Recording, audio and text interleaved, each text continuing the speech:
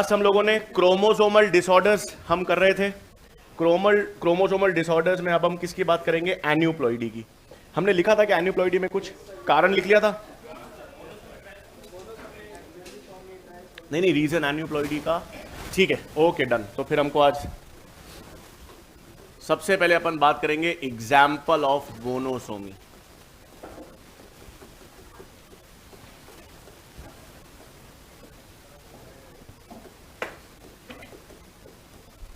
ठीक है, मोनोसोमी का मतलब है अपने पास 2n-1, और 2n-1 मोनोसोमी में हम कौन सा एग्जाम्पल हम पढ़ते हैं? Turner syndrome.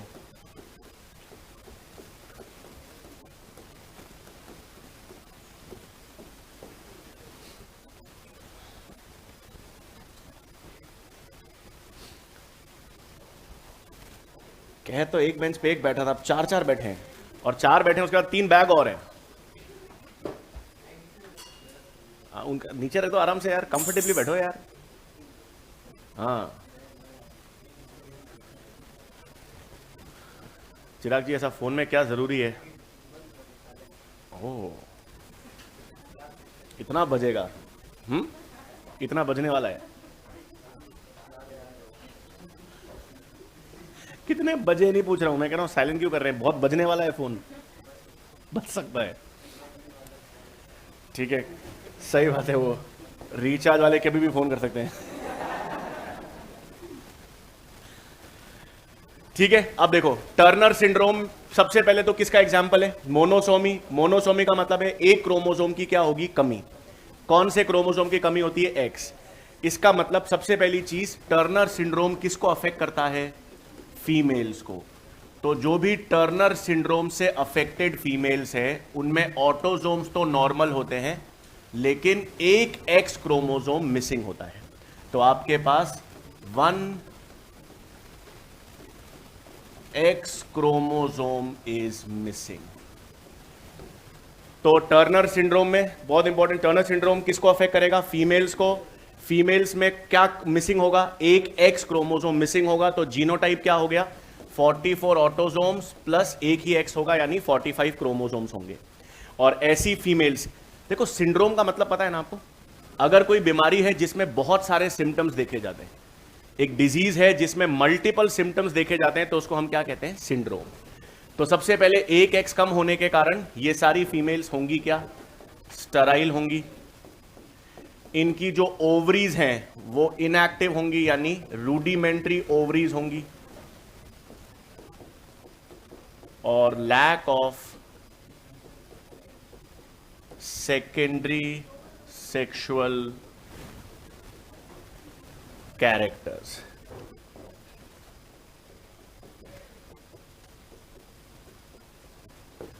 ठीक है, तो ये आपके पास क्या हो गया? हमारे टर्नर सिंड्रोम।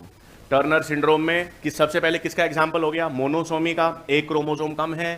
फीमेल्स में कौन सा क्रोमोसोम कम होगा? एक्स क्रोमोसोम, और उसकी कमी से वो स्टराइल होंगी। ओवरीज नॉन फंक्शनल होती है, इसलिए कहते हैं रूडिमेंट्री। सेकेंडरी सेक्सुअल कैरेक्टर्स नहीं पाए जाते, और शॉर्ट स्टैचर। लिख लो फटाफट, यू कहीं हाइट कम होती है।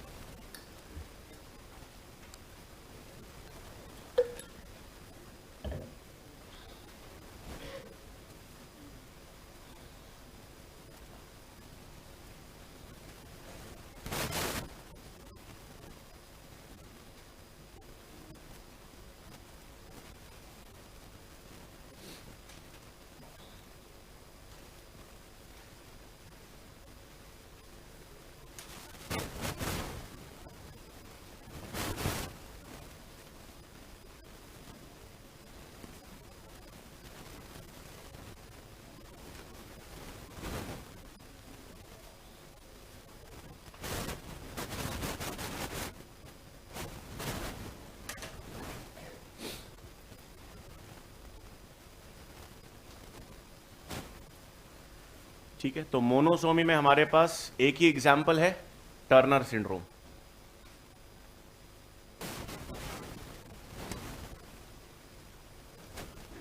फिर नेक्स्ट एग्जाम्पल ऑफ ट्राइसोमी।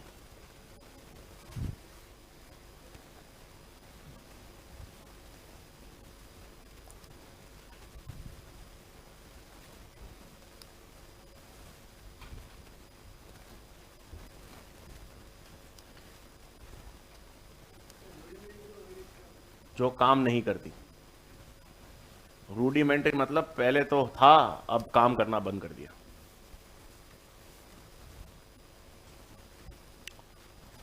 और ओवरीज काम नहीं करेंगी तो वो फीमेल क्या होगी? स्टेराइल। हाँ, ओवरीज तो है तो फीमेल, पर वो फंक्शनल नहीं, ओवरीज तो है। ठीक है, लन। फिर एग्जाम्पल ऑफ ट्राइसोमी, क्लाइनफेल्टर और डाउन सिंड्रोम। हाँ, फिर मतलब दो तो ये हैं, उनके सिम्टम्स भी देखेंगे अपन एनसीईआरटी में। ये लिख हटा दूं, डन सबने। तो टर्नर सिंड्रोम के बाद अब नेक्स्ट मतलब हमारे पास, हाँ मैं डिक्टेट कर देता हूं, कहां पे अटके हुए थे पूरा ही। तो एक छोड़ दो ना, मैं वापस चला दूंगा। ठीक है,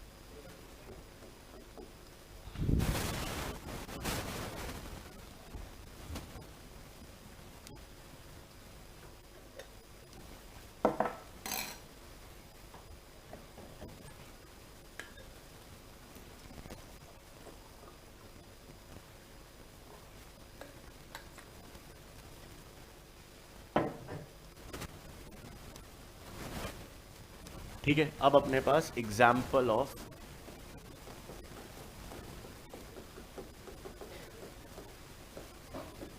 ट्राइसोमी। ट्राइसोमी इज 2n+1 और ट्राइसोमी में क्लाइनफेल्टर सिंड्रोम मेल्स को अफेक्ट करेगा, फीमेल्स को या दोनों को? दोनों को कैसे? अच्छा, केवल मेल्स को। वाई होता है क्लाइनफेल्टर सिंड्रोम में सबसे पहली चीज, ट्राइसोमी का एग्जाम्पल है, इसमें मेल्स अफेक्टेड होंगे।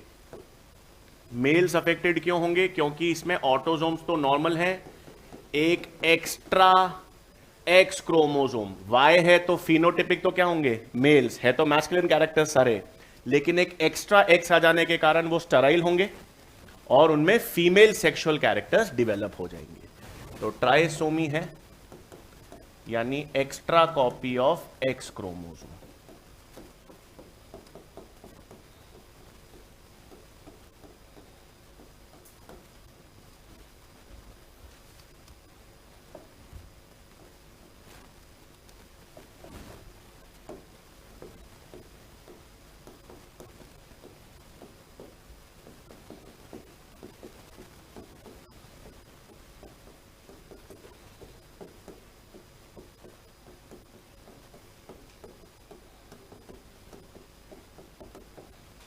स्टेराइल है,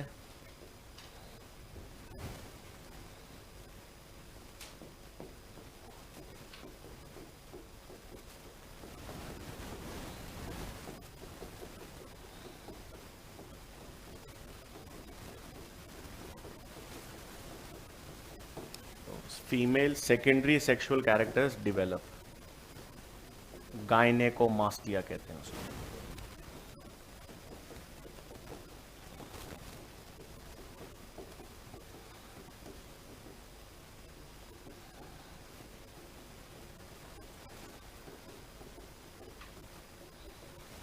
तो जब मेल्स के अंदर फीमेल सेक्सुअल कैरेक्टर्स डेवलप होते हैं तो उस कंडीशन को क्या कहते हैं? गायनेकोमास्टिया।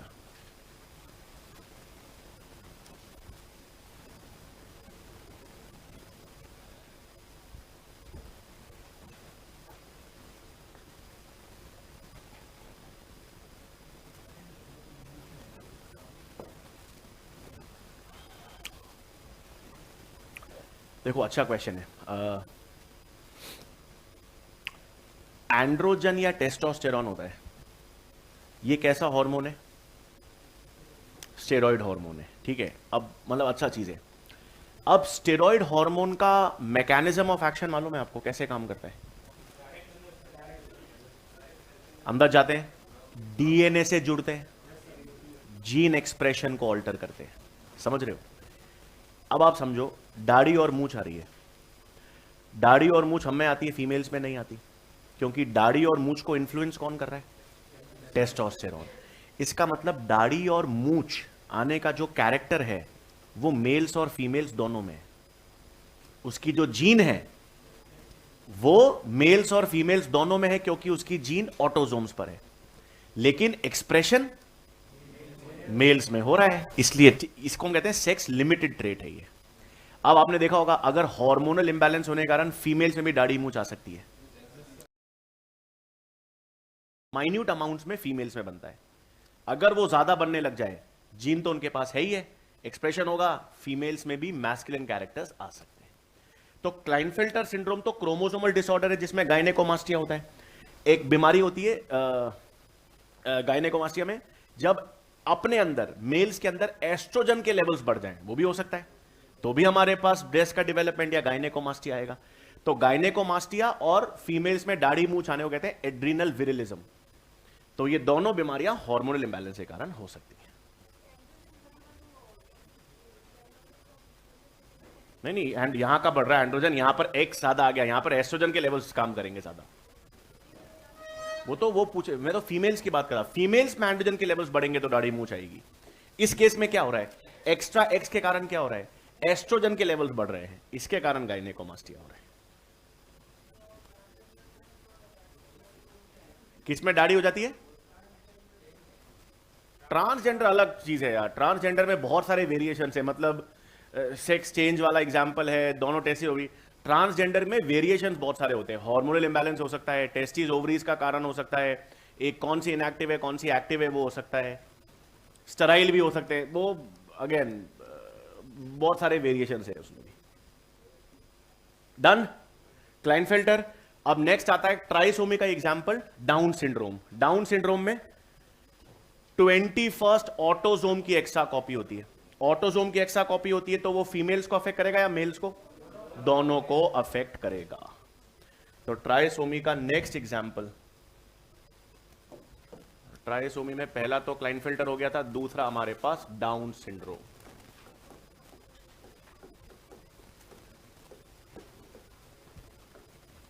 अब वो लैंगडन डाउन थे, उनका नाम क्या था? लैंगडन डाउन 1866 में डाउन सिंड्रोम डिक्लेयर हुआ था। इसमें अफेक्टेड इंडिविजुअल्स लिख रहा हूं क्योंकि मेल्स भी हो सकती है फीमेल्स भी। अफेक्टेड मेल्स या फीमेल्स का जीनोटाइप क्या हो जाएगा? 45 प्लस XY या XX, क्योंकि इसमें एक्स्ट्रा कॉपी किसकी होगी? ऑटोजोम्स की। तो यहां पर there is extra copy of 21st autosome. तो 21st ऑटोजोम की एक्स्ट्रा कॉपी होगी किसमें? डाउन सिंड्रोम में। डाउन सिंड्रोम के सिम्टम्स मालूम है? बहुत सारे हैं, इसलिए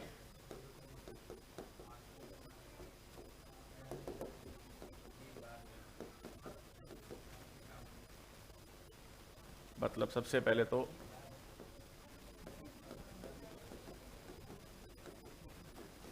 शॉर्ट स्टैचर है, हाँ शाबाश। तो जन्मजात कंजेनिटल हार्ट डिजीजेस होते हैं, मतलब पैदा होते ही हार्ट की बीमारियां होती हैं।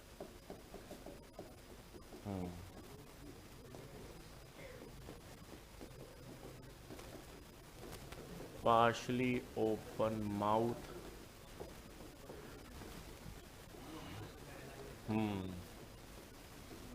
इनको मोंगोलॉइड इडियट्स भी कहते हैं। चेहरा मोंगोलॉइड जैसा होता है और क्योंकि फिजिकल मेंटल रिटार्डेशन होता है तो इडियट्स भी कहते हैं।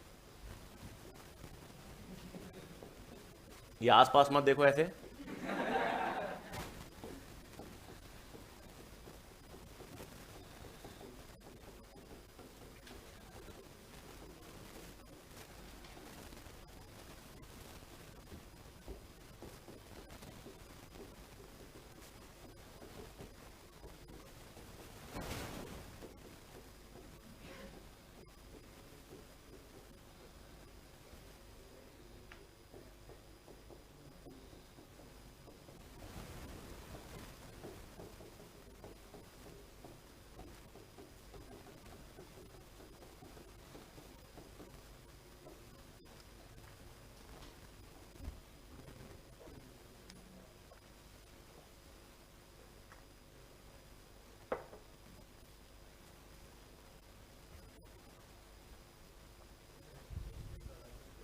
हाँ, तो जब भी तो बाहर अपने यहाँ तो एमनियोसेंटेसिस बैन हो गया। बाकी एमनियोसेंटेसिस का उद्देश्य ये था कि अगर कोई भी एम्ब्रियो में ये डिसऑर्डर्स देखे जाएं तो उनको अबॉर्ट कर दिया जाए। यही होता है बाहर। तो बाहर में जैसे आपको पता है क्रोमोसोमल डिसऑर्डर है फीटस में, क्लाइनफिल्टर सिंड्रोम या डाउन सिंड्रोम है, तो उस एम्ब्रियो को, फीटस को अबॉर्ट कर देते हैं। क्या मतलब ऐसे?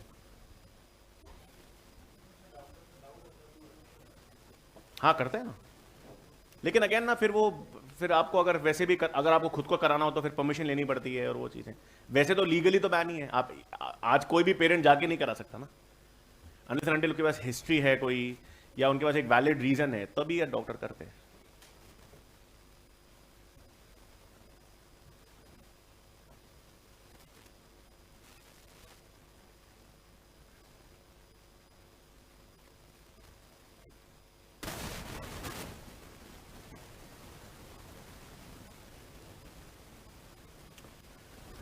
मनोवैज्ञानिक, फिजिकल शारीरिक, मानसिक, मनोवैज्ञानिक मतलब साइकोलॉजिकल डिसऑर्डर है ये।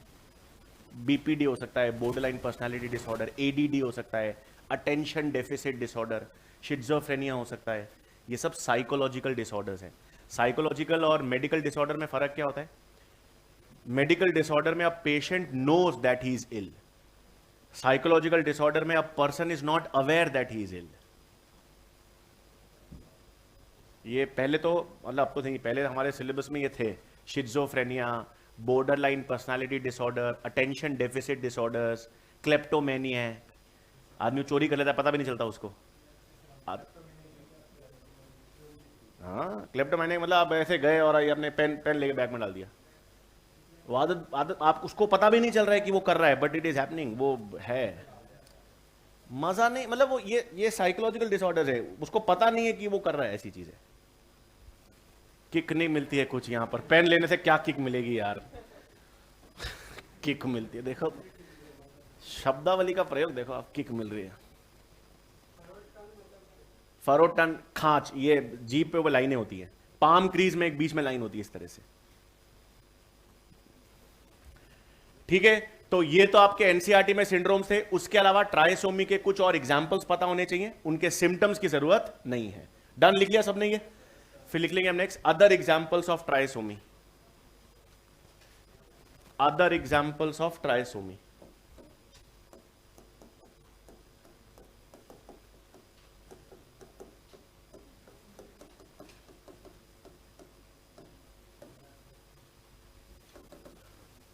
अदर एग्जाम्पल्स ऑफ ट्राइसोमी में हमारे पास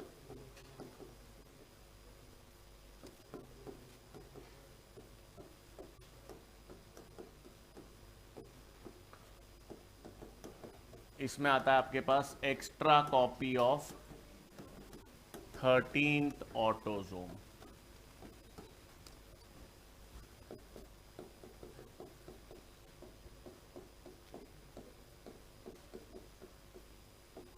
एडवर्ड सिंड्रोम में extra copy of 18th autosome.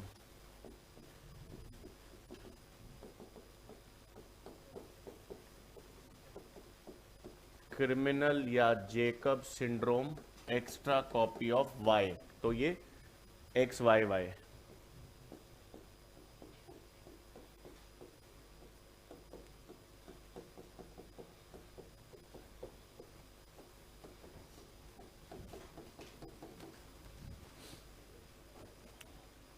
ठीक है, ये सारे अलग अलग एग्जाम्पल्स ट्राइसोमी।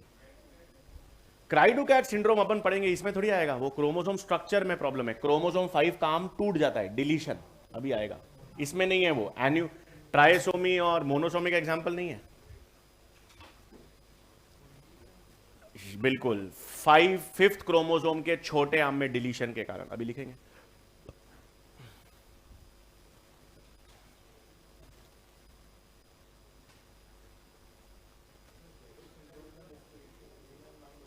हाँ बस वही अग्रेशन, मतलब अग्रेशन, झगड़ा वगड़ा।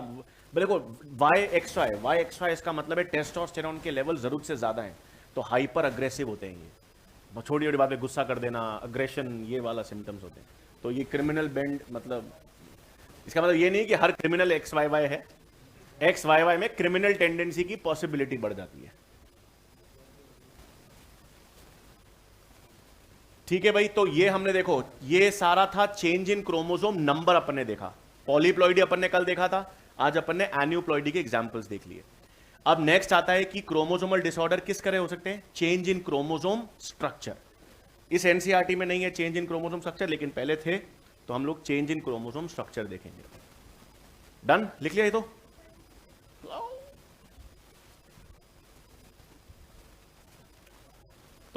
मतलब बाकी लोग हेडिंग डाल देंगे चेंज इन क्रोमोसोम स्ट्रक्चर।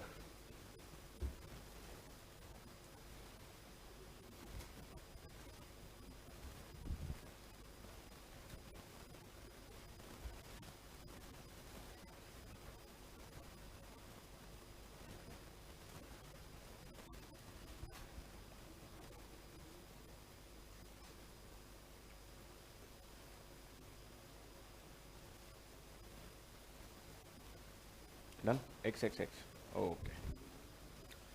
ठीक है भाई, अब हमारे पास आता है change in chromosome.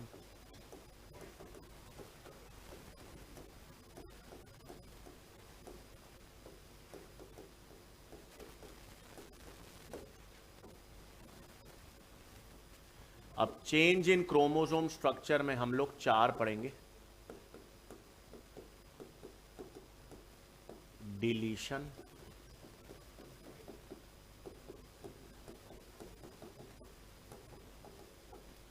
Duplication,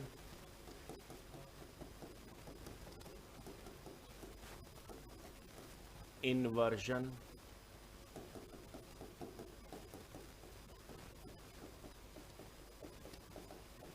translocation या रेसिप्रोकल ट्रांसलोकेशन। तो क्रोमोसोम स्ट्रक्चर में जब चेंजेस होंगे तो हम लोग ये 4 फीचर्स पढ़ते हैं। बहुत आसान है, देखो इसको अपन मतलब सिंपल डायग्राम से देख लें। मैंने क्रोमोसोम बनाया, अब इस क्रोमोसोम के सेगमेंट्स को मैंने नाम दे दिया ABCDEF। मतलब इस क्रोमोसोम में कितने सेगमेंट्स हैं, ABCDEF। कोई भी सेगमेंट अगर डिलीट हो जाए, आप किसको डिलीट कर देते हैं, B को। तो मान लो मैं B को डिलीट कर देता हूं, तो आपके पास क्या हो गया, ACDEF। तो आपके पास क्या डिलीट हो गया, B। तो जब कोई भी क्रोमोसोम का सेगमेंट डिलीट हो जाता है तो उसे क्या कहते हैं, डिलीशन। इसका सबसे कॉमन एग्जांपल क्राइडुकैट सिंड्रोम। इसमें लेरिंग्स खराब हो जाता है, लेरिंग्स खराब हो जाता है तो बच्चा जब रोता है तो बिल्ली की आवाज निकलती है, और ये मेंटली भी डिफेक्टिव ही होते हैं।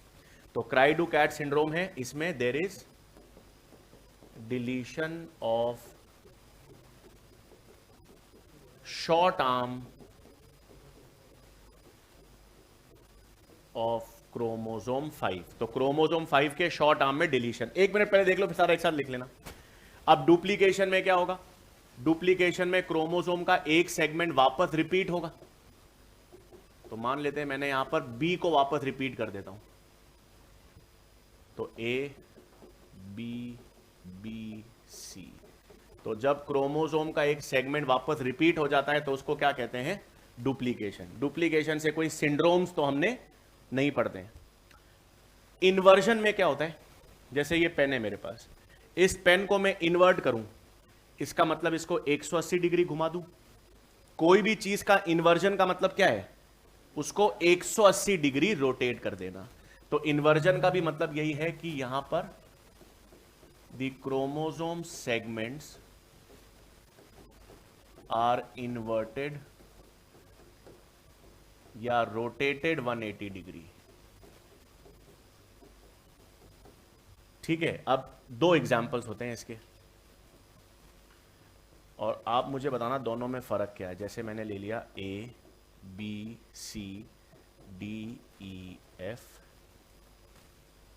यहां पर भी ले लिया मैंने ABCDEF। अब मैं क्या कर रहा हूं, पहले केस में इन्वर्जन में B से लेकर E तक के सेगमेंट को इन्वर्ट कर रहा हूं। क्या कर रहा हूं, B से लेकर E तक के। तो अब इन्वर्जन होगा तो क्या बनेगा, ए तो होगा ही होगा, E D C B F, तो ये इन्वर्जन हुआ। अपने इतने सेगमेंट को इन्वर्ट कर दिया। दूसरे केस में मैं क्या कर रहा हूं, ए बी सी को इन्वर्ट कर रहा हूं, इस सेगमेंट को। क्या हो गया, C B A D E F. तो दोनों में फर्क क्या हुआ, देखो दोनों में फर्क ये हुआ कि इसमें इन्वर्जन सेंट्रोमियर के साथ हो रहा है, सेंट्रोमियर के साथ इन्वर्जन हो रहा है, और इसमें केवल आर्म का इन्वर्जन हो रहा है जिसमें सेंट्रोमियर इन्वॉल्व नहीं है। तो सेंट्रोमियर के साथ जो इन्वर्जन होता है उसे कहते हैं पेरीसेंट्रिक इन्वर्जन, और जिसमें सेंट्रोमियर इन्वॉल्व नहीं होता उसे कहते हैं पैरासेंट्रिक इन्वर्जन। मतलब इसमें सेंट्रोमियर इन्वॉल्व्ड,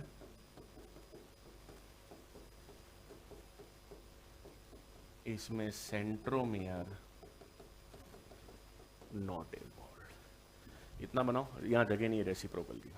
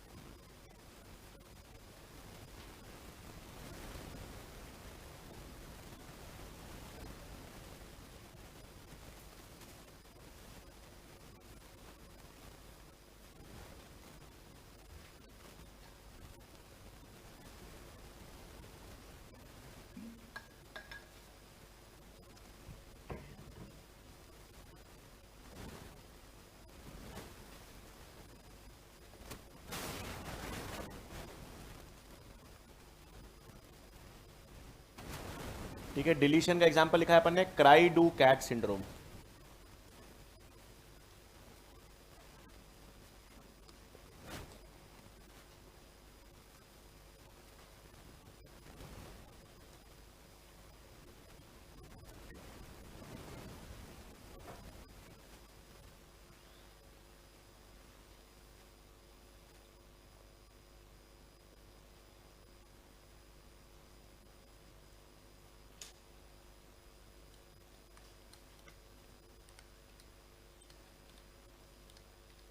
हाँ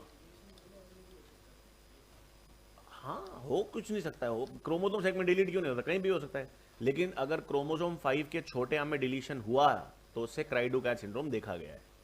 वो तो कुछ भी सकता है, प्रोबेबिलिटी तो सबकी है।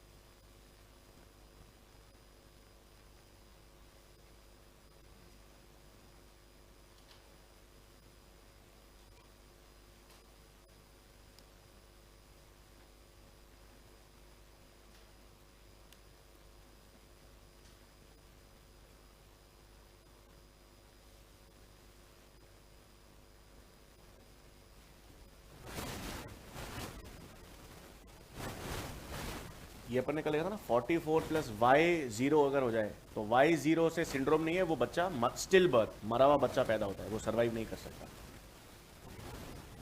लिख लिया यहां तक? नहीं। क्रॉसिंग ओवर क्या होता है, कोई बताएगा? हाँ, क्रॉसिंग ओवर या रिकॉम्बिनेशन का मतलब क्या है? नए टाइप्स तो आते हैं बट हाँ, लेकिन होता क्या है? क्रॉसिंग ओवर अपन पढ़ते हैं सेल डिवीजन में। शाबाश। होमोलोगस क्रोमोसोम्स के जब नॉन सिस्टर क्रोमैटिड्स, चलो, लेकिन होमोलोगस क्रोमोसोम्स के बीच में अगर डीएनए का एक्सचेंज हो तो वो क्रॉसिंग ओवर कहलाता है। ट्रांसलोकेशन या रेसिप्रोकल ट्रांसलोकेशन कहता है अगर नॉन होमोलोगस क्रोमोसोम्स के बीच में एक्सचेंज हो। होमोलोगस क्रोमोसोम्स के बीच में एक्सचेंज जरूरी है क्योंकि उसे वेरिएशंस आते हैं। एक्स और एक्स के बीच में क्रॉसिंग ओवर है, 1 और 1 ऑटोसोम के बीच में क्रॉसिंग ओवर है, 2 और 2 के बीच में क्रॉसिंग ओवर है, लेकिन 2 और 7 सेकंड क्रोमोसोम और 7th क्रोमोसोम के बीच में डीएनए एक्सचेंज हो तो ये नॉन होमोलोगस क्रोमोसोम्स के बीच का एक्सचेंज है, इसे कहते हैं रेसिप्रोकल ट्रांसलोकेशन। रेसिप्रोकल ट्रांसलोकेशन का मतलब है when there is exchange of DNA between non homologous chromosomes. इसके कारण एक कैंसर भी होता है।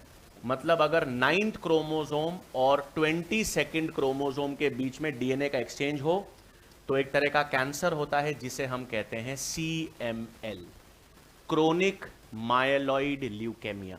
ये एक तरह का ब्लड कैंसर है। ठीक है, तो ट्रांसलोकेशन या रेसिप्रोकल ट्रांसलोकेशन। हाँ, ट्रांसलोकेशन, रेसिप्रोकल का मतलब है दोनों के बीच में एक्सचेंज हो रहा है। ट्रांसलोकेशन का मतलब एक क्रोमोसोम से दूसरे नॉन होमोलोगस पे जा रहा है।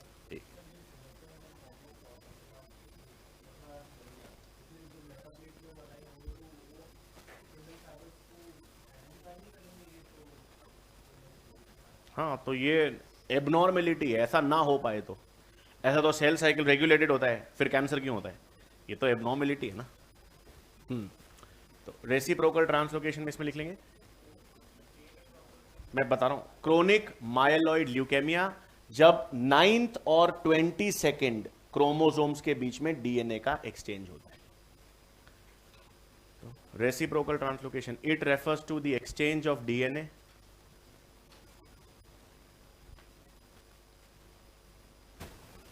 it refers to the exchange of DNA between non-homologous chromosomes.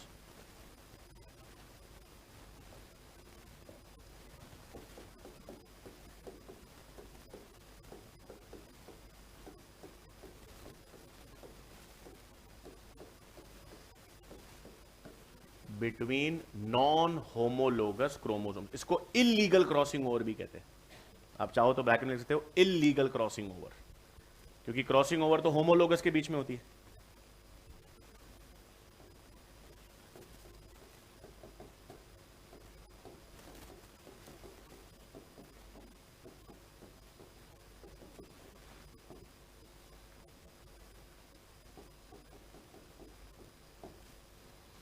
ठीक है, फिर इसमें लिखेंगे example CML, chronic myeloid leukaemia.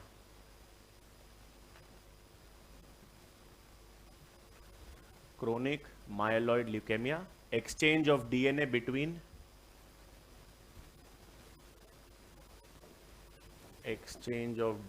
between 9th and 22nd chromosome. Exchange of DNA between 9th and 22nd chromosome.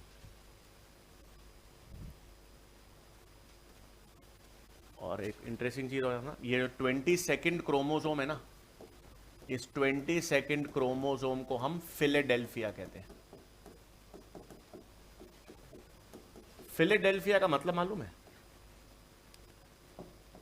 America का एक स्टेट भी है ये तो, लेकिन फिलेडेल्फिया, फिल का मतलब क्या होता है? Philo, love, electrophile, nucleophile, phile is love, hydrophilic, Philadelphia is brotherly love, भाइयों के मध्य का प्यार। क्या? भाइयों के मध्य का प्यार, ब्रदरली लव, फिलेडेल्फिया। भाई हाँ चारा। तो 22nd क्रोमोसोम को फिलाडेल्फिया क्रोमोसोम। ठीक है, तो ये हमारे पास चेंज इन क्रोमोसोम स्ट्रक्चर के 4 टाइप्स देख लिए। अब हम हेडिंग डालेंगे आज sex determination.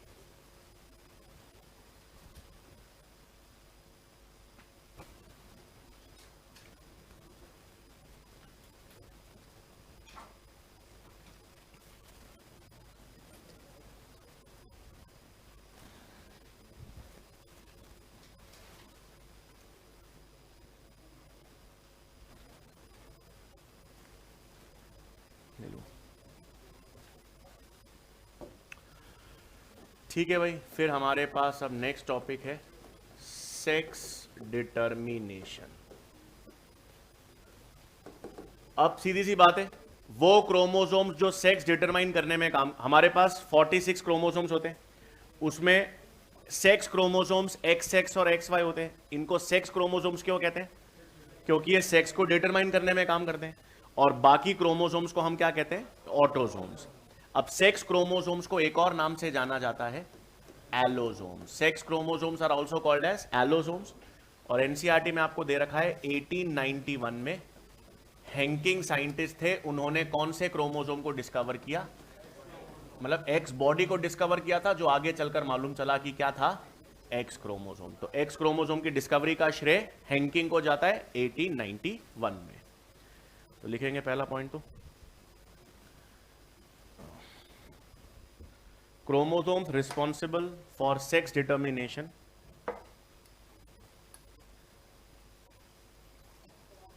chromosomes responsible for sex determination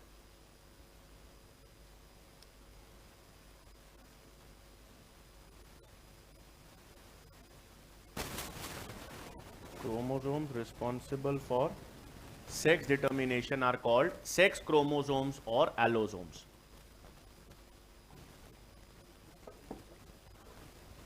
Responsible for sex determination are called sex chromosomes or allosomes.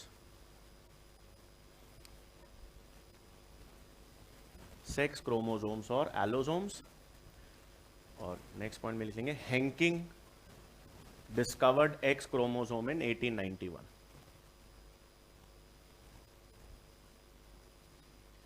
Henking discovered x chromosome इन 1891.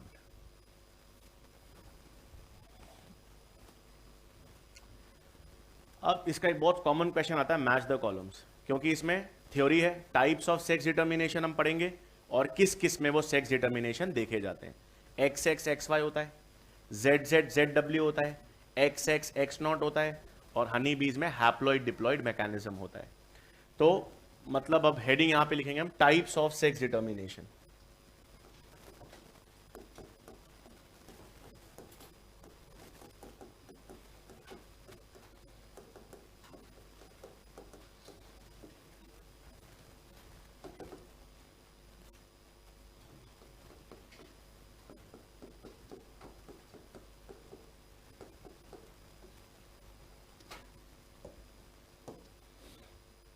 अब टाइप्स ऑफ सेक्स डिटर्मिनेशन में हमारे अंदर जो सबसे कॉमन देखा जाता है वो है XX XY.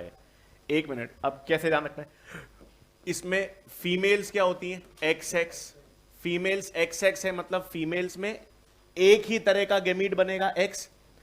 फीमेल में जब गेमीट आएगा तो एक ही तरह का आएगा X, मतलब फीमेल्स क्या हो गई? होमोगेमीटिक. एक ही तरह का गेमीट आएगा, क्या कहेंगे? होमोगेमेटिक. जो मेल्स हैं वो क्या होते हैं? XY, मतलब X भी आ सकता है, Y भी आ सकता है. तो मेल्स क्या होंगे? हेटेरोगेमेटिक. और जो भी हेटेरोगेमेटिक होगा सेक्स डिटर्मिनेशन में कौन काम करेगा? वही, क्योंकि यहां से तो X ही आना है. यहां से अगर X आएगा तो वापस डॉटर, और अगर Y आएगा तो सन. तो सेक्स डिटर्मिनेशन में कौन काम करेंगे? मेल्स. मतलब सेक्स डिटर्मिनेशन में हमेशा कौन काम करेगा? जो हेटेरोगेमेटिक होगा. अब एनसीईआरटी के हिसाब से इसमें दो एग्जाम्पल्स हैं, एक तो ह्यूमंस, और एनसीईआरटी के हिसाब से ड्रोसोफिला भी किस कैटेगरी में आएगी? XX XY. तो ह्यूमंस और ड्रोसोफिला में सेक्स डिटर्मिनेशन XX XY है। अब एक पूरा दे रखा है एनसीईआरटी में कि ह्यूमंस में सेक्स डिटर्मिनेशन, तो सन या डॉटर आने की प्रोबेबिलिटी क्या है? 50%। तो मैंने आपसे कहा मान लो एक कपल के 3 लड़के हैं, चौथा डॉटर हो, उसकी प्रोबेबिलिटी 50%। एक कपल की 2 लड़कियां हैं, तीसरा सन हो, मतलब कभी भी कोई भी सन या डॉटर की प्रोबेबिलिटी क्या होगी? 50। लेकिन अब क्वेश्चन पूछ लें कि एक कपल के 3 डॉटर्स होने की प्रोबेबिलिटी क्या होगी? एक से ज्यादा, मैंने आपको पहले भी बताया था, जब प्रोबेबिलिटी एक से ज्यादा पूछी जाए, कितनी डॉटर्स की पूछी है? 3। एक की कितनी? 1/2। दूसरी की भी कितनी? 1/2। तीसरी की भी कितनी? 1/2। तीनों मिलाकर पूछा जाए, मतलब probability of 4 sons to a couple 1/16। तो जब प्रोबेबिलिटी एक से ज्यादा इवेंट की पूछी जाएगी तो हम कौन सा रूल लगाएंगे? Product rule. 3 की पूछी जाए 1/8, 4 की पूछी जाए 1/16, या सिंपल एक की पूछी जाए कभी भी, एक 5 लड़के हैं, छठी लड़की हो, उसकी प्रोबेबिलिटी 50। एक की पूछी जाएगी तो 1/2 रहेगी, एक से ज्यादा की पूछी जाएगी तो आप उसको मल्टीप्लाई कर दोगे। लिख लेंगे फटाफट। पहला XX XY टाइप में सिंपल, इसमें फीमेल्स ब्रैकेट में XX आर होमोगेमेटिक,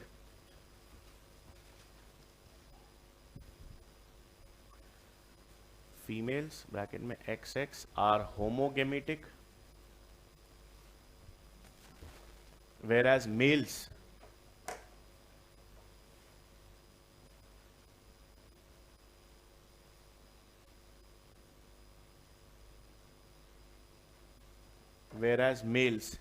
मतलब ब्रैकेट में XY are heterogamic, males are heterogamic and hence males are responsible for sex determination,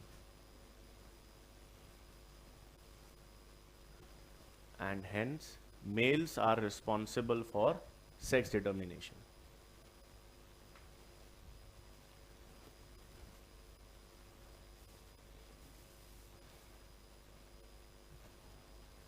Are responsible for sex determination. ठीक है, example humans and Drosophila.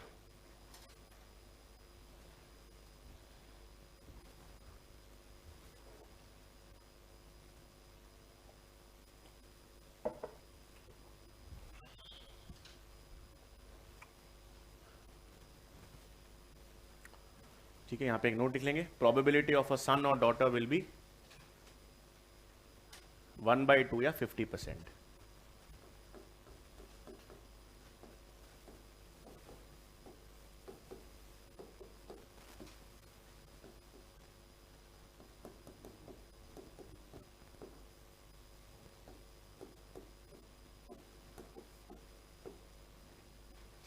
Probability of सन और daughter will be 50% या 1/2।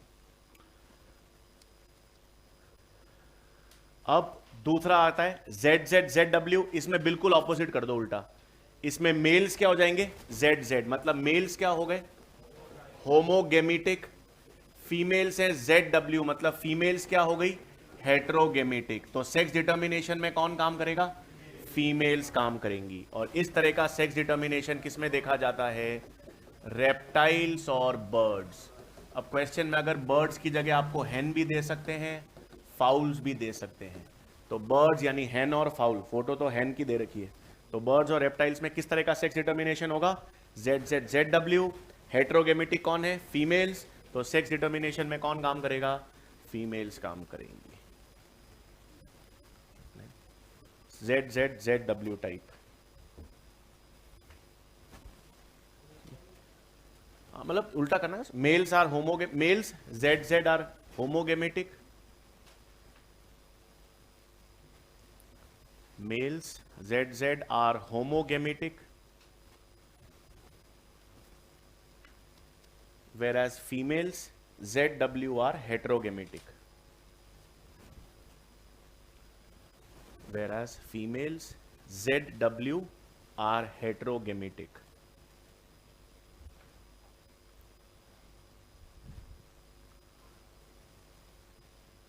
and hence females are responsible for sex determination, and hence females are responsible for sex determination.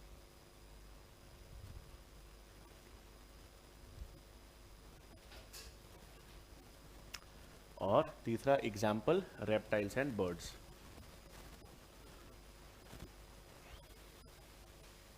Birds bracket में आप लिख सकते हैं हेन और फाउल्स लिख लेना.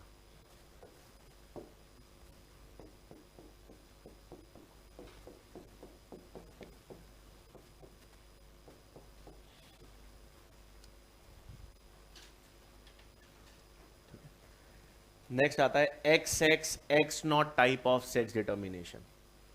इसमें वापस हाँ इंसेक्ट मतलब इसमें फीमेल्स वापस क्या हो गई एक्स एक्स, मतलब फीमेल्स होमोगेमेटिक हैं और मेल्स जो होते हैं उसमें एक क्रोमोसोम कम होता है. जीरो का मतलब क्या है, एक क्रोमोसोम कम है. तो सेक्स डिटर्मिनेशन में कौन काम करेगा, मेल्स. मेल से या तो एक्स आएगा या नहीं आएगा. एक्स आया तो वापस फीमेल बनेगी, नहीं आया तो वापस मेल बनेगा. तो सेक्स डिटर्मिनेशन में कौन काम करेंगे, मेल्स. और ये किस में देखा जाता है, इंसेक्ट्स. इंसेक्ट्स मतलब ग्रास हॉपर, कॉकरोचेस, इन सब में sex determination X X X not.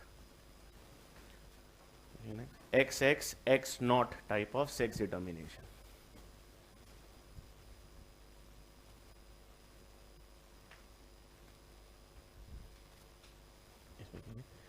Females वही females X X are homogametic.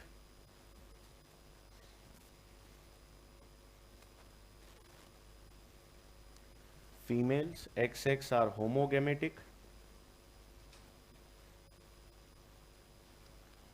whereas males X0 have one chromosome missing. Whereas males X0 have one chromosome missing.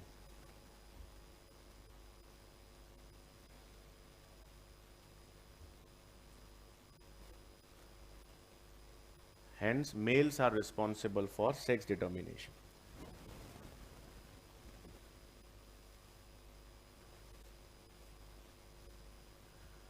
Hence, males are responsible for sex determination.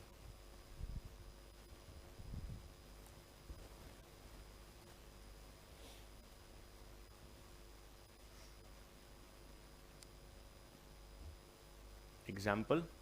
Most insects such as grasshopper and cockroaches.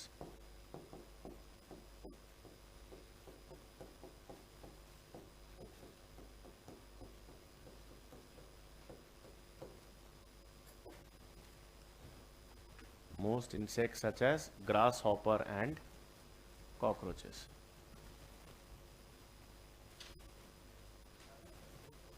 नहीं, सारे में नहीं, क्योंकि बीज है उसमें haploid diploid है, चींटियां एंड्स में भी हैप्लॉइड डिप्लॉइड है, इसलिए मोस्ट इंसेक्ट्स. एनसीईआरटी में भी मेजॉरिटी ऑफ इंसेक्ट्स लिखा हुआ है टर्म. ऐसे शब्द अपन सही यूज करते हैं कभी ऐसे. ठीक है, फिर next haploid diploid type of sex determination.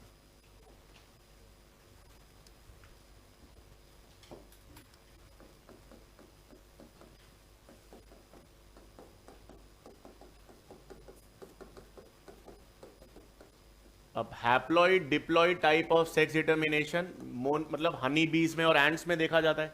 अब इसमें क्या होता है, एक सेकेंड.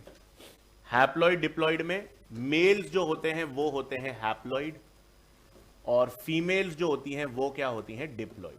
कारण क्या है, मेल्स जो हैं वो बिना फर्टिलाइजेशन के प्रोड्यूस होते हैं. और आपने पढ़ा होगा रिप्रोडक्शन में बिना फर्टिलाइजेशन के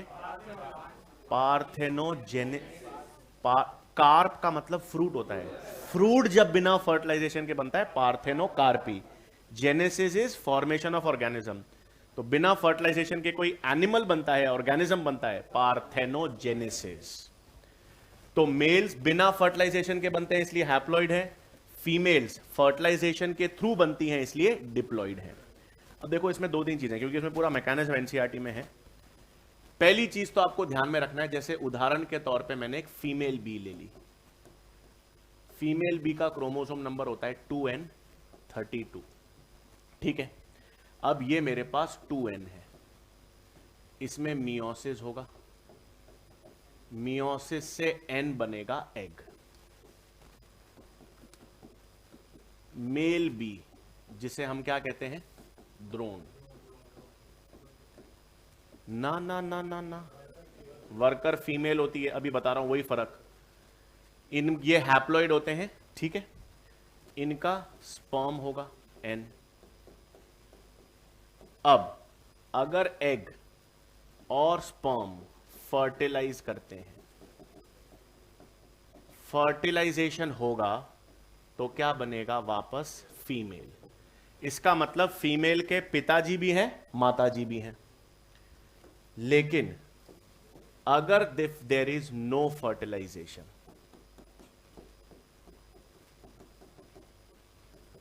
नो फर्टिलाइजेशन से वो n से n ही रहेगा और क्या बनेंगे, मेल्स। इसका मतलब मेल्स का फादर नहीं होते, दादाजी हो सकते हैं, दादाजी हो सकते हैं, लेकिन मेल्स के फादर नहीं होंगे, क्योंकि एग बिना फर्टिलाइजेशन के क्या बना रही है, मेल्स। मेल्स हमेशा क्या होंगे, ड्रोन्स, और ये फर्टाइल होंगे। फर्टाइल का मतलब है ये रिप्रोडक्शन में काम करेंगे। फीमेल बन गई, अब ये फीमेल बन तो गई, इसके पास दो ऑप्शंस हैं, या तो ये क्वीन बी में ट्रांसलेट हो जाएगी, और क्वीन बी जो है वो फर्टाइल होती है, वही एग प्रोड्यूस करती है, और या ये किस में कन्वर्ट हो जाती हैं, वर्कर बीज में। वर्कर बीज है तो फीमेल, लेकिन ये रिप्रोड्यूस नहीं कर सकते, स्टराइल। तो वर्कर बी भी फीमेल है, क्वीन बी भी फीमेल है, लेकिन फर्टाइल फीमेल एग केवल कौन प्रोड्यूस कर सकता है, क्वीन बी। वर्कर्स है तो फीमेल्स, लेकिन वो रिप्रोड्यूस नहीं करेंगी, वो क्या होती हैं, स्टराइल। इसका कारण होता है लार्वल स्टेजेस में इनको रॉयल जेली मिल नहीं पाती, न्यूट्रिशन नहीं मिल पाता, इसलिए ये स्टराइल हो जाती हैं। क्वीन बी को मिल जाता है, इसलिए वो फर्टाइल हो जाती है। पहले पॉइंट लिख लो, फिर आप ये बना लेना पूरा। तो हैप्लॉइड डिप्लॉइड में लिख लेंगे पहले तो हाँ हाँ, माइटोसिस है वो स्पर्म के रूप में। हाँ, एन में कैसे मियोसिस होगा, हैप्लॉइड सेल में कभी मियोसिस नहीं हो सकता, n/2 थोड़ी हो सकता है। मियोसिस हमेशा डिप्लॉइड सेल में होगा, haploid cell can never have meiosis. Male bee जो है हैप्लॉइड, उसका स्पर्म माइटोसिस से बनेगा। ये जो है मेल बी, इसके स्पर्म माइटोटिक डिवीजन से बनेंगे, मियोसिस नहीं होता। एन हैप्लॉइड सेल में मियोसिस होता ही नहीं कभी। ठीक है, लिखेंगे हैप्लॉइड डिप्लॉइड में इसमें लिख लेंगे। Males are haploid, males are haploid, that is males are haploid, that is formed without fertilization.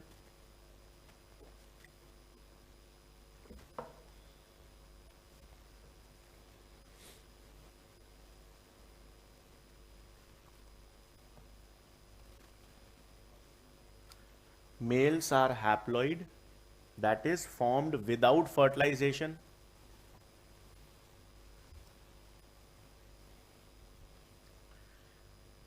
Whereas females are diploid,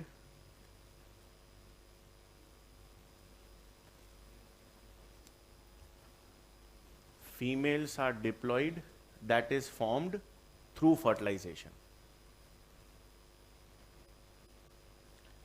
formed through fertilization. हाँ, कैसे डिटरमाइन करती है, न्यूट्रिएंट्स होते हैं, और न्यूट्रिएंट्स जो हैं वो एग प्रोडक्शन में मदद करते हैं। न्यूट्रिएंट में इनके पास कहते हैं ये प्रोटीन और शुगर रिच होते हैं, तो वो प्रोटीन्स जो हैं वो एग के डेवलपमेंट में काम करता है। तो जिनको नहीं मिलता उनमें एग डेवलप है तो सही ओवरी, लेकिन वो एग डेवलप ही नहीं हो पा रहा उसमें। ये एनिमल बिहेवियर, मतलब अपने सिलेबस में बाकी पूरा एनिमल बिहेवियर होता है, इनका डांस भी होता है। एक तो वैगल डांस होता है, एक राउंड डांस होता है, डिटरमाइन करता है फूड 75 मीटर से कम है या ज्यादा है, लोगो भी लिखा देते हैं। अब एनिमल बिहेवियर अगर आप जूलॉजी में पढ़ रहे हो तो है, अपने लिए जरूरी नहीं है, मतलब है तो देखो यार, लाइफ साइंसेज है, अंत तो है ही नहीं किसी चीज का, लेकिन आपको सिलेक्टिव होना पड़ता है कि भाई एक पर्टिकुलर कोर्स के लिए क्या चीज जरूरी है। जैसे मैं फर्स्ट ग्रेड में पढ़ा था, तो वहाँ पे पूरा एनिमल बिहेवियर है, तो वहाँ पे इथोलॉजी है पूरा, मतलब इंसेक्ट्स का बिहेवियर है, मंकीज का बिहेवियर है, सोशल बीज का बिहेवियर है, तो वहां पे जरूरी होता है सिलेबस में। यहाँ पे लिखा देते हैं वैगल डांस भी लिखा देते हैं, राउंड डांस भी लिखा देते हैं। क्या करना है तुमको राउंड डांस और वैगल डांस? मतलब सेलेक्टिव आप, क्योंकि बायोलॉजी हैज नो एंड। आप ऐसे फुल स्टॉप तो कर ही नहीं सकते कि नहीं बस इतना ही है सर। बायोलॉजी बायोलॉजी अगर आपको नॉलेज गेन करनी पड़नी है तो सर अंत ही नहीं है दुनिया में। मेरे को हमको लगता है जितना हम ज्यादा अपडेट होते हैं उतना मालूम चलता है कितना नहीं मालूम है। मतलब the more you learn you feel how less you know. मैं तो हमेशा कहता था आर्थ्रोपोडा, जैसे फॉर एग्जांपल है आर्थ्रोपोडा है, तो आर्थ्रोपोडा याद करने के दो तरीके हैं।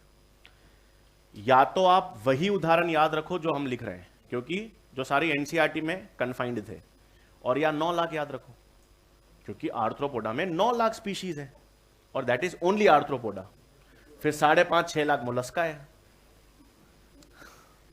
ठीक है, साइंटिस्ट है तो उतना याद रखो जो एनसीईआरटी में, और नहीं तो लाखों की संख्या में। आप समझ रहे हो? मतलब you have to be very, मतलब क्लैरिटी ऑफ थॉट कि भाई मेरे को क्या करना है, या तो ये करना या अंत ही नहीं है ना, या तो फिर अंत कहां है, फुल स्टॉप तो कहीं नहीं। Either there are 20 examples which we अपन पढ़ेंगे, और otherwise there are 9 lakh examples. फिर 25-26 कुछ नहीं होते सर, 5-6 क्या हो गया? 6 है वो आपका वो बॉर्डर है कि भाई अपना सिलेबस कन्फाइंड है, और नहीं तो 9 लाख है, फिर 9 लाख पढ़ो।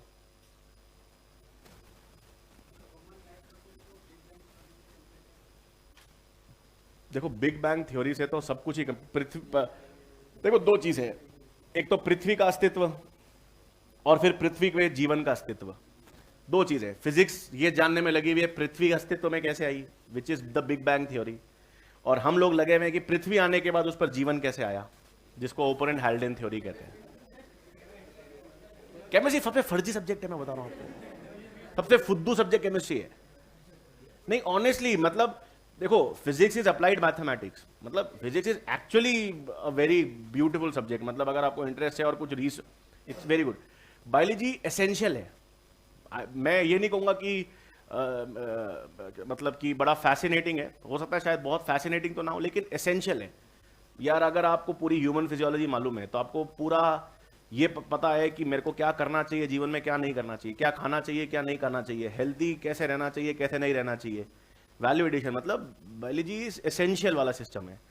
क्या वैसे कुछ बताते हैं फिर बोलते हैं नहीं ये सही नहीं था, फिर पूछो कि ये सर ये कैसे हो गया, ये एक्सेप्शन है यार।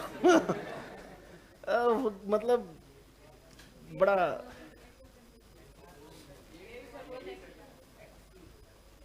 मतलब उसमें वो नहीं, केमिस्ट्री एज अ सब्जेक्ट थोड़ा सा बड़ा है, मतलब there are good things in it, but ऐसे ओवरऑल थोड़ा सा, तभी तो केमिस्ट्री मतलब अगेन केमिस्ट्री, फिलोसफी, जीवन की ऐसे बारीकियों की। ये कर लिया आपने? हाँ तो लिखो ना यार,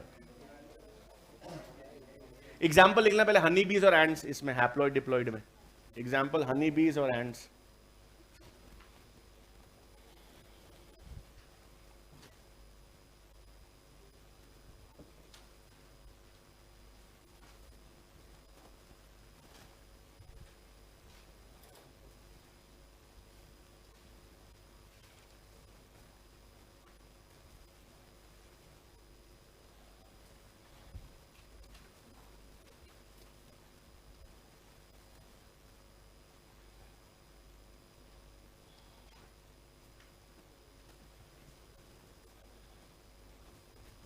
ये जरूर लिखना कौन फर्टाइल है कौन स्टराइल है। वर्कर बी स्टराइल है females, queen bee female fertile, और male drones are haploid and fertile.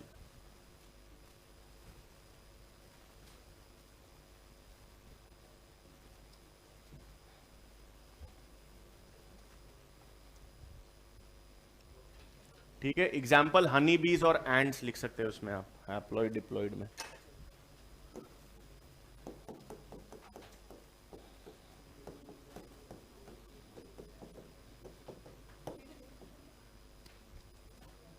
क्या हुआ?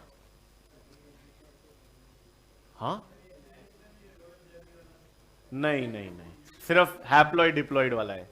और देखो चींटियों के बारे में मेरे को बहुत ज्यादा रिसर्च ऐसे मालूम भी नहीं है, ठीक है ना, कोई एनिमल भी, मैंने कभी एंट स्टडी नहीं किया, लेकिन एंट्स में मेल्स और फीमेल्स हैप्लॉइड डिप्लॉइड है, उसमें स्टराइल या स्टरिलिटी अगर होती भी होगी तो मेरे को नहीं मालूम।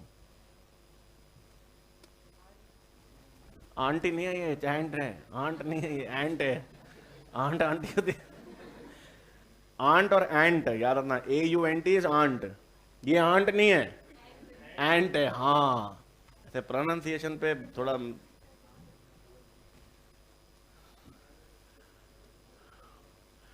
ठीक है, अच्छा अब एक स्पेशल टाइप हम पढ़ेंगे, सेक्स डिटर्मिनेशन इन ड्रोसोफिला। मतलब एनसीईआरटी के हिसाब से तो ड्रोसोफिला में क्या है, XX XY, लेकिन एक्चुअल कैसे होगा वो हम देख लेंगे। Sex determination in Drosophila, done ना ये तो।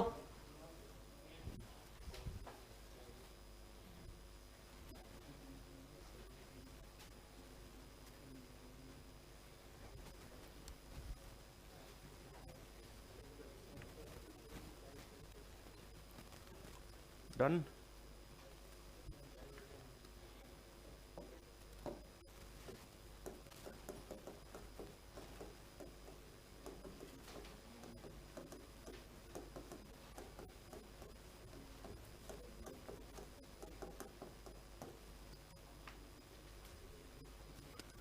ठीक है, सेक्स डिटर्मिनेशन इन ड्रोसोफिला। अब देखो, sex determination in Drosophila actual में कैसे होता है, ये एक थ्योरी के द्वारा डिसाइड होता है जिसे हम कहते हैं जीनिक बैलेंस थ्योरी।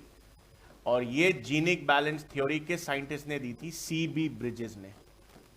उन्होंने ये बताया कि ड्रोसोफिला में एक्चुअल सेक्स डिटर्मिनेशन कैसे होता है। एनसीईआरटी में तो सिंपल दे रखा है, XX फीमेल्स होती है, XY मेल्स होते हैं, जो सही है। लेकिन सेक्स डिटर्मिनेशन में सिर्फ सेक्स क्रोमोसोम नहीं, ड्रोसोफिला के अंदर सेक्स क्रोमोसोम्स और ऑटोसोम्स का रेशियो तय करता है। तो जीनिक बैलेंस थ्योरी ड्रोसोफिला के अंदर सेक्स डिटरमाइन को एक्सप्लेन करती है, और वो ये कहती है कि ड्रोसोफिला में सेक्स डिटर्मिनेशन में सिर्फ सेक्स क्रोमोसोम नहीं, सेक्स क्रोमोसोम्स और ऑटोसोम्स का रेशियो तय होता है। फॉर एग्जाम्पल, अगर X और A का रेशियो 1 है तो क्या डेवलप होती हैं, फीमेल्स। अगर X और A का रेशियो 0.5 है तो क्या डेवलप होते हैं, मेल्स।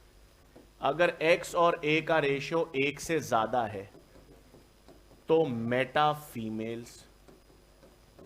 X और A का रेशियो 0.5 से कम है तो मेटा मेल्स।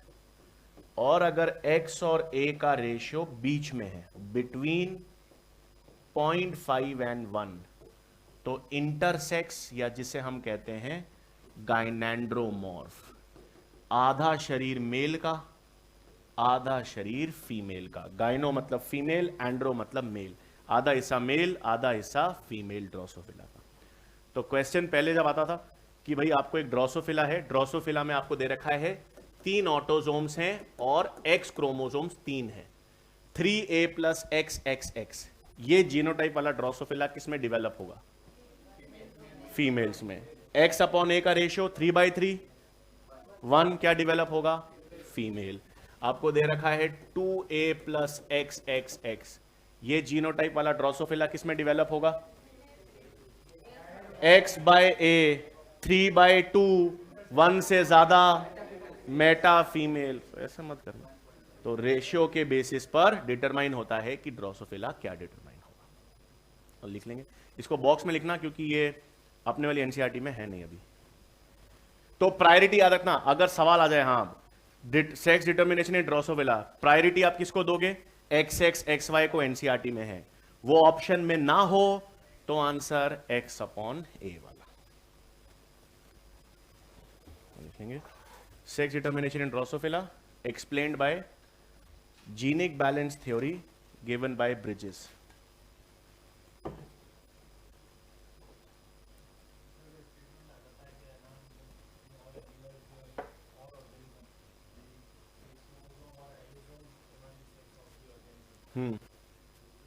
नहीं, ट्रू होगा।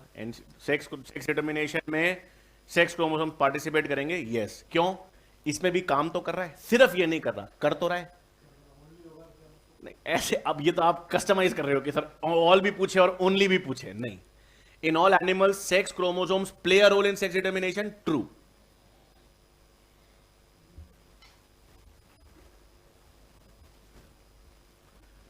explained by genic balance theory given by CB Bridges. फिर लिख लेंगे according to this theory,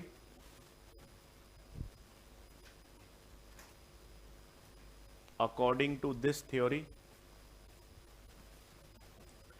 the ratio of X chromosomes to autosomes, the ratio of X chromosomes to autosomes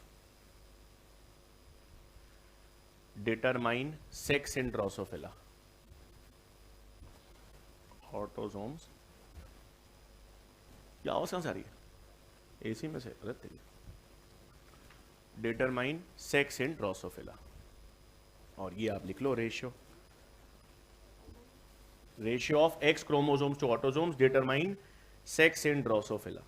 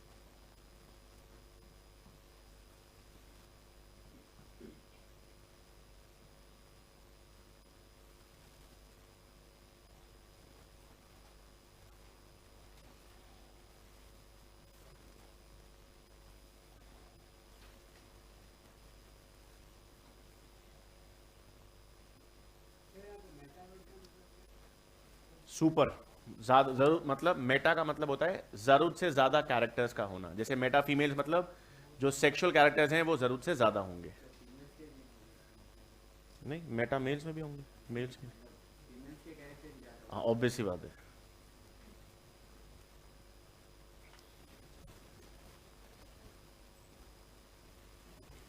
ठीक है ना. 3a+XX अगर genotype आपसे पूछ लिया जाए कि तीन पेयर ऑफ ऑटोसोम्स हैं और 3 एक्स क्रोमोसोम्स हैं, तो ये वाला ड्रोसोफिला किस में डेवलप होगा? तो फीमेल में, क्योंकि एक्स और ए का रेशियो निकालोगे तो आंसर आ जाएगा. ठीक है, तो ये तो हमारे पास सेक्स डिटर्मिनेशन वाला देख लिया सिस्टम. अब यहां पर लिखेंगे, हम हेडिंग डालेंगे साइटोप्लाज्मिक इनहेरिटेंस या मैटरनल इनहेरिटेंस.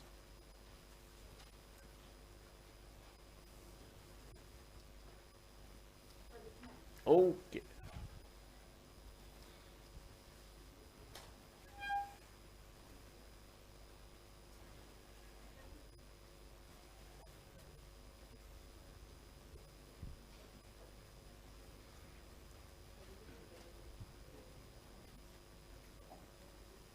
डन रखो.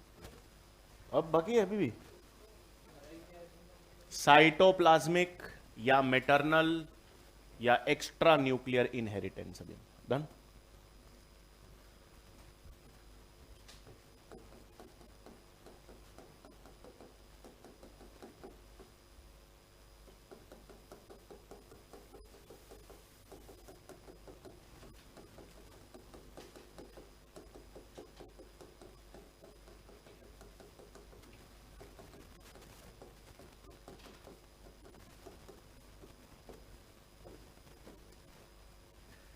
अब ये cytoplasmic maternal extra nuclear inheritance क्या होती है? इधर देखो, मैंने कहा ये मेरे पास मेल गैमीट है, हम अपने और ये हमारे पास फीमेल गैमीट है या एग है. फीमेल गैमीट तो प्लांट्स हो या एनिमल्स हो, सब में एग ही होगा. अब एक मेल गैमीट और फीमेल गैमीट क्या करते हैं? फर्टिलाइज करते हैं, और फर्टिलाइजेशन से क्या बनता है? जाइगोट.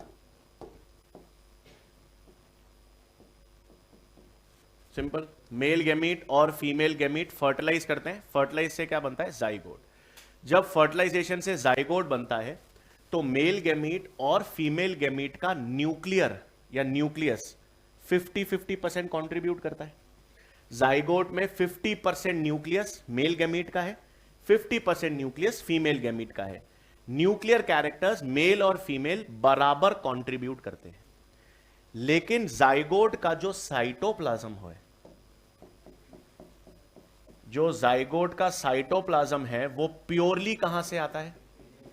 फीमेल गैमीट से आता है। मतलब जो साइटोप्लाज्म जाइगोट में आएगा, साइटोप्लाज्म कंप्लीटली किसका होता है? फीमेल गैमीट का होता है। अब आप बोलोगे साइटोप्लाज्म अगर पूरा फीमेल गैमीट से आ रहा है तो साइटोप्लाज्म में कहीं डीएनए होता है?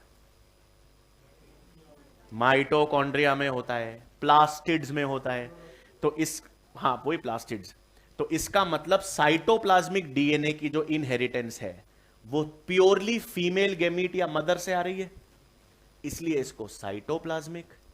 मां से आ रही है मैटरनल, और न्यूक्लियस के अलावा है, इसलिए एक्स्ट्रा न्यूक्लियर इनहेरिटेंस कहते हैं।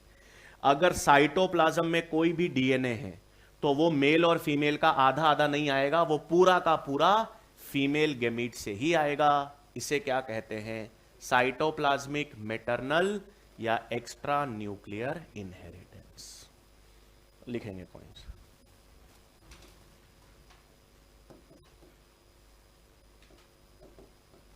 लिख लेंगे। When a zygote is formed through fertilization, when a zygote is formed through fertilization,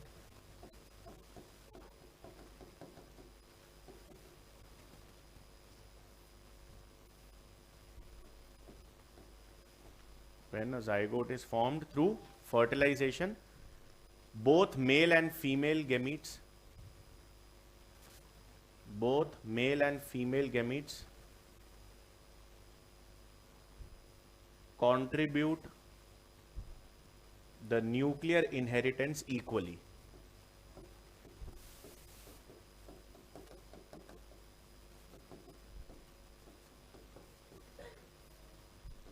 Both the male and female gametes contribute the nuclear inheritance equally, but the cytoplasm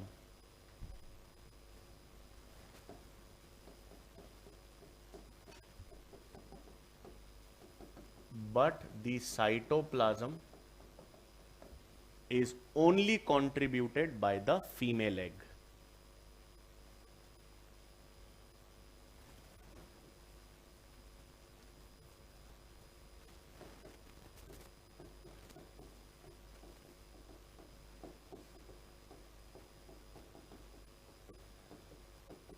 But the cytoplasm is purely only contributed by the female egg.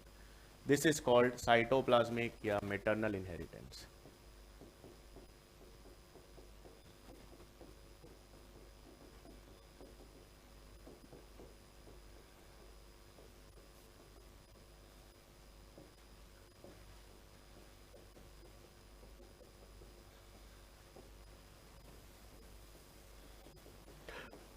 और ये कुछ examples हैं, जैसे मेज के अंदर male sterility की gene है, वो कहां पर पाई जाती है?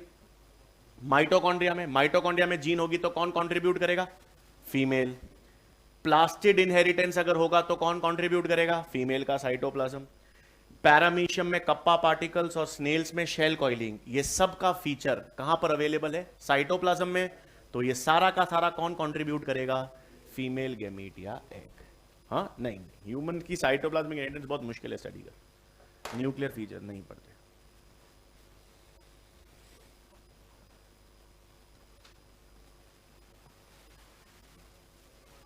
हाँ जाता तो है, फीमेल बिल्कुल जाएगा, लेकिन एक्चुअली क्या है कि ह्यूमंस के अंदर माइटोकॉन्ड्रियल का जो जेनेटिक्स है ना वो बहुत बहुत लेस सिग्निफिकेंट होती है जाइगोट में। ऐसा कोई फीचर देखा नहीं गया कि मैटरनल से कोई कैरेक्टर इन्फ्लुएंस हो रहा हो। हाँ जाता तो है। हाँ मदर से एग, साइटोप्लाज्म दुनिया में हर जगह मदर के एग का जाएगा, ऐसा नहीं है, ह्यूमन सब में जाएगा हमेशा। न्यूक्लियस स्पर्म क्या करता है, सिर्फ डीएनए अपना न्यूक्लियस ही तो अंदर भेजता है, उसके बाद साइटोप्लाज्म तो नहीं के बराबर है, माइटोकॉन्ड्रिया स्विम के लिए चाहिए उसको बस, बाकी न्यूक्लियस और पूरा एग को फर्टिलाइज करता है, साइटोप्लाज्म हमेशा एग का आएगा।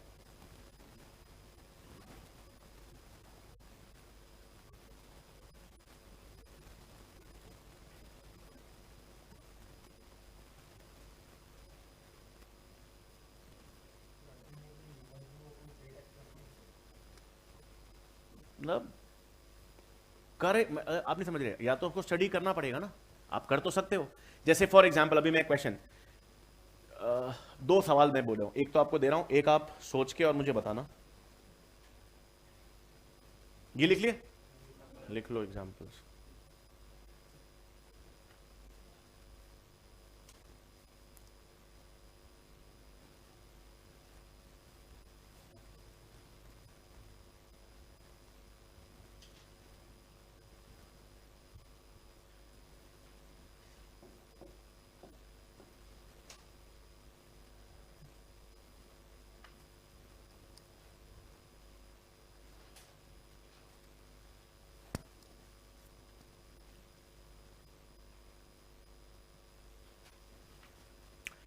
जैसे मैंने आपसे पूछा, एक प्लांट है, एक प्लांट के माइटोकॉन्ड्रिया में एक डिफेक्ट है, ठीक है, एक प्लांट है उसके माइटोकॉन्ड्रिया में डिफेक्ट है, उसको आपने एक नॉर्मल फीमेल प्लांट के साथ क्रॉस किया, तो ऑफस्प्रिंग्स में डिफेक्टिव माइटोकॉन्ड्रिया आने की संभावना क्या होगी? सही, क्योंकि जिस प्लांट के माइटोकॉन्ड्रिया में डिफेक्ट है उसको आपने नॉर्मल फीमेल से क्रॉस किया, मतलब वो मेल के रूप में लिया, और मेल का माइटोकॉन्ड्रिया डिफेक्टिव भी हो तो भी वो आगे नहीं जाएगा। अब आप लोग एक काम करो, पेडिग्री आप सबने पढ़ी हुई है, आप मुझे एक ऐसा पेडिग्री डिजाइन करके बताओ जिससे मैटरनल इनहेरिटेंस प्रूव हो जाए। मतलब एक ऐसा पेडिग्री डिजाइन करो जिसको देखते ही अपन कंफर्म करें कि यार ये तो कोई ऑटोसोमल या सेक्स लिंक ट्रेट तो नहीं है, ये तो मैटरनल इनहेरिटेंस दर्शा रहा है। एक पेडिग्री आप डिजाइन करो और उस पेडिग्री से आप मुझे ये बताओ, देखो सर इस पेडिग्री से मैटरनल इनहेरिटेंस कंफर्म हो रहा है, न्यूक्लियर फीचर कंफर्म नहीं हो रहा। करो कोशिश, ठीक है। ये कप्पा पार्टिकल इन पैरामीशियम और shell coiling in snails. Design a pedigree which will confirm maternal inheritance.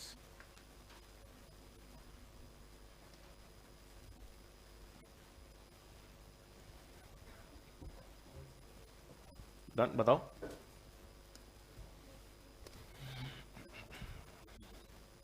ये ऑटोसोमल रिसेसिव भी हो सकता है, हो सकता है, मैं बताऊं कैसे। स्मॉल ए मदर कैपिटल है, बच्चे में कोई बीमारी नहीं आ रही, तो ये कंफर्म तो नहीं है मैटरनल इनहेरिटेंस। समझ रहे हो ये क्यों कंफर्म नहीं है? कोशिश अच्छी है आपकी, लेकिन ये कंफर्मेटरी एविडेंस नहीं है कि ये मैटरनल इनहेरिटेंस है।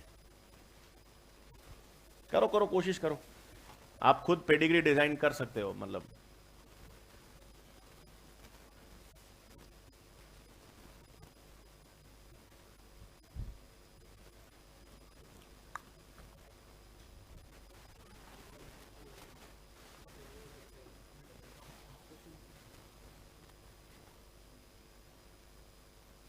कैरियर कैसे लोगे बेटा? साइटोप्लाज्मिक इनहेरिटेंस में कैरियर कैसे बना रहे हो आप?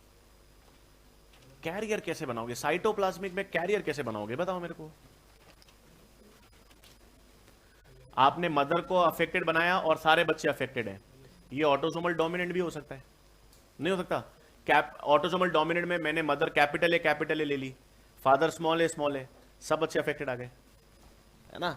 मतलब पॉसिबिलिटी है कि वो ऑटोसोमल डोमिनेंट, कंफर्म प्रूफ कि भाई ये तो साइटोप्लाज्मिक इनहेरिटेंस ही हो। एक और पे, हाँ तो सात बना, शाबाश, गुड, वेरी गुड। मैं बनाऊंगा ना तो आप बोलोगे हाँ, अरे हाँ, देखना।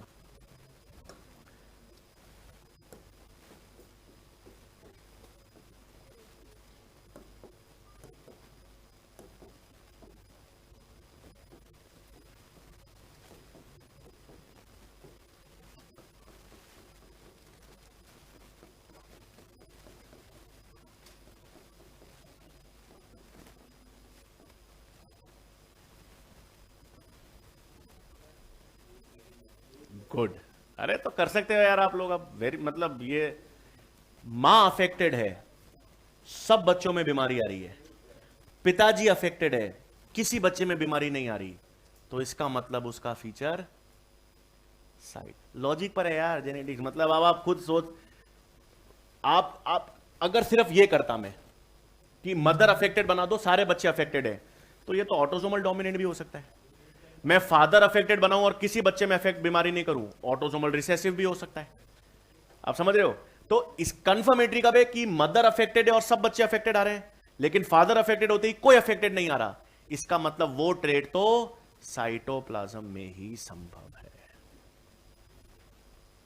जिसने किया वेरी गुड। मतलब समझ आ गया ना सबको कि ये मेटरनल, और कुछ हो नहीं सकता। ये आप कोई भी और पॉसिबिलिटी निकाल ही नहीं सकते कि यार इधर तो मदर अफेक्टेड है, सब आ रहे हैं, पर फादर होते ही नहीं, ना ये डोमिनेंट हो सकता है ना ये रिसेस, ये सिर्फ मेटरनल इनहेरिटेंस ही हो सकता है।